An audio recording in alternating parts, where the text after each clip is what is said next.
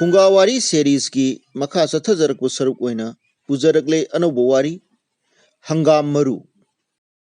Matam amada ina khunba nupa ama leirami. Nongmagi numitta ikhang khanghaudana mahakki matam kuina tungkhatjaraklaba sana punamak ut onduna leiramba thengnakhi. Madu uruba maktada mahak swai lauki. Mathwai nungaitabadagi mahak anaba oiki. Mahak nabagi pau tabada magi marup amana magi mayumda anaba hangbalaki. Karidagi mahak naribano haibadu maruptuna khangki. Maru luktaduna wakal taururaga mahakna haiki. Naral lay haiba ay khangi adubu karidi kanari. Karigumba afaba thabak amatada nangna nangi naral na thum sijinnaba ngasi phawba leitri.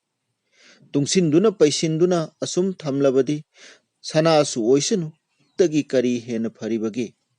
Aina hairibase nachungdaba tawganu natin yothaduna munna khanthau. Kaithel da salaga phida ama tingthoktuna utsingdu ningthina paisinduna thamlaga nangna yonsinnaba saduna pham. Magi marupna haiba dumak mahakna tawrami. Mahakpu masak masa khangba yumlon kairona basingna mangonda hangki. Karigino nangna utpu yolibasi. Aina aigi pot laibinaba yonjaribani mahakna khumki. Ngai hak lairaba matungda Krisa Gautami haina kaubi laisabi macha ama magi potpham mapa landuna chalam. Mahak mama mapa laitabata natlamde kham thengnasu lairarami. Ina khunba nipaduna tauriba thaudaudu ubada mahakna haiki. Karigino ipaibungo sana lupa punamak namangda paikhattuna yoliba. Gakchanaraba nupaduna khumki. Ibema sanbiduna nangna sana lupadu aingonda khusinnabirabadi fakharanida. Krisa Gautamina ut khubama malakhotame. Karino yengune ut singdu hanna sana tanwon olame.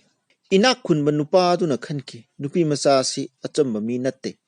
Haina singnaduna masani pagidamak mahakpu luhongduna laurami. Maraibak thirabi Gautami sahi nauna lukhrabi oiki. Machani pa amatang phangjaki.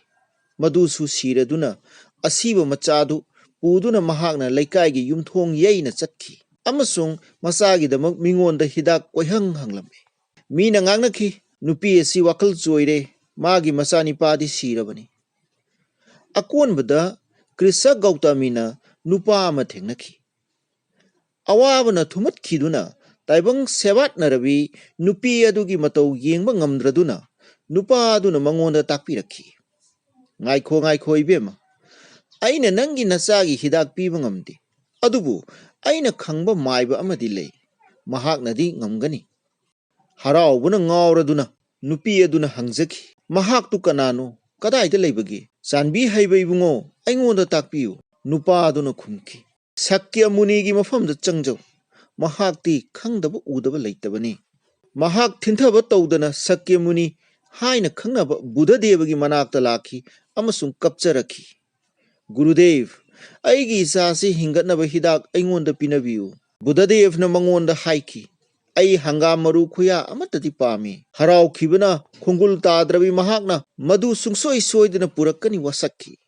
Matam adumaktada Buddhana makha tana takpikhi. Nangna Hanggam Maru ado macha mawa mama mapa amatta sikhiba kaina khiba leitriba imungdagi laurakadabani. Tolabi Krisa Gautamina thongjin khuding changjaki. Yum mamada changlubada mahakpu nungsibiduna imungdugi mina mahakpu taram okpikhi. Amasung hangki. Kari leibagi ibema. Nangna aikhoida lakthoktana lakpabu. Gautamina kodakta khumki. Hanggam Maru khuya amatang nijage lakpani. Imungdugi nupi amana Hanggam Maru khara lakthok luraga hayaki. Se Hanggam Maru haibadu sida leire.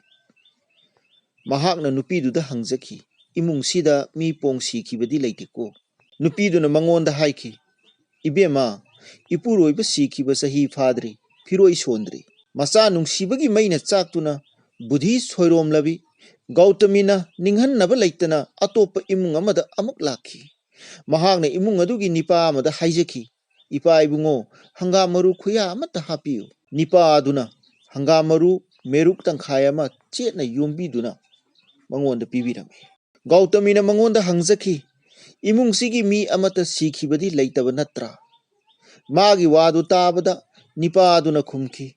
Ibema nangonda kari haina tamsige icha ningol marakta icha nipa matang yaujabani mamaga aigana laigum khanduna yokjabani mahak sikhiduna aikhoi ngauduna leiribani Goutamina siba nangdriba imung amata thengnakhide mahakna changluba khudingda mapa sikhiba kuidri mama laikhidaba chahi ondri haiba ngakta thengnakhi ningba kairabi Krishna Goutami makhong thangba thoklamde mahak lambi nakalda waman khraduna phamtharami numit mayum changkhraduna mahakna ukhi saharda mai kaya thangat narakpa nongthangumna khangan amuk ngal khangmut amuk mut tauba mangal singda mahakna mamit kuptana yengduna leirami atenba matamgi manungda ahingi amambana jagatpu kupsin khiba mahakna ukhi mangalgumna ngaihak ngalamlaga amuk thuna mutkhiba migi punsi amasung migi maraibaki maramda mahakna khanthaki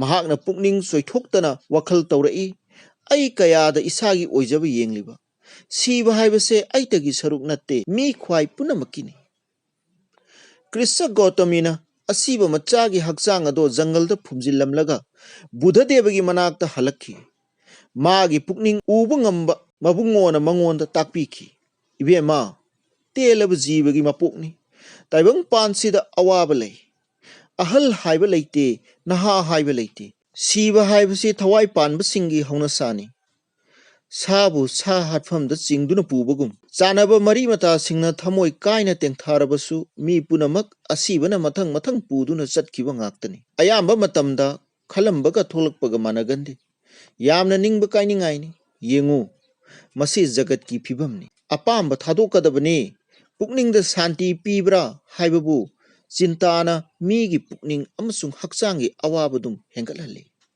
siraba tungda migi marai bakti mahakna hinglingaida tauba afa phatta thabak singna lepkadabani phana tauraga mapok phana pokpa phatraga hanthana pokpa atopa migi asoi angamta thigattuna toina wakatpa hona zaman mapa charuduna mahai yanba mi uraga khoirang khoisauba amasung thawai waganba ingna panba ngamdanabagi haufamni pukning hakchang animak ithak haudaba iselgum thamlabadi pukningi santi phangani amasung awaba kokani matang asida wari macha asi loisinjare wari macha asi karam tawbibagi haibado adomna commenta takpiramu subscribe tawdaba singna subscribe tawba amadi like share tawbusu kawbiganu mathangi wari machada mayamga amuk thengnaminarasi